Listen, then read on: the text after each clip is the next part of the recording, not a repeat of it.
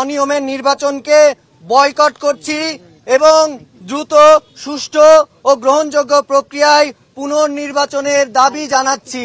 ৩০ বছর পর অনুষ্ঠিত হচ্ছে ডাকসু নির্বাচন, অথচ ক্রমেই এই উৎসবমুখর আয়োজন আমাদের জন্য দুঃস্বপ্নের বার্তা বয়ে আনছে।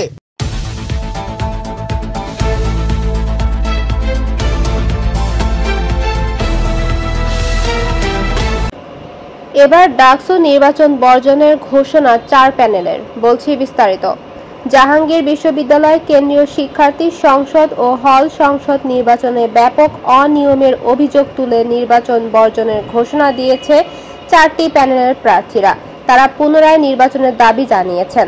প্যানেলগুলো হলো সম্প্রতির ঐক্য, সংসপ্ত পর্ষদ, অঙ্গীকার পরিষদ ও ছাত্র ফ্রন্ট একাংশের প্যানেল।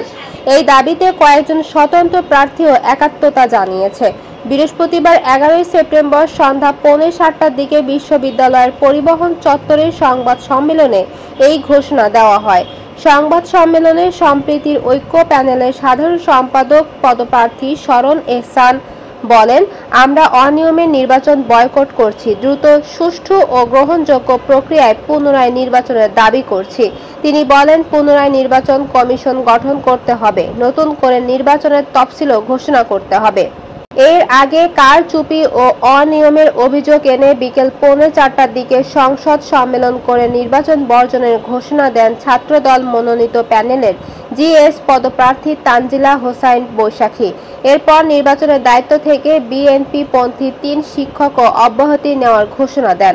অনিয়মের নির্বাচনকে বয়কট করছি এবং দ্রুত সুষ্ঠু ও গ্রহণযোগ্য প্রক্রিয়ায় পুনর্নির্বাচনের দাবি জানাচ্ছি। ৩০ বছর পর অনুষ্ঠিত হচ্ছে ডাকসু নির্বাচন, অথচ ক্রমেই এই উৎসবমুখর আয়োজন আমাদের জন্য দুঃস্বপ্নের বার্তা বয়ে আনছে। আপনারা দেখছেন CNW নিউজ টিভি।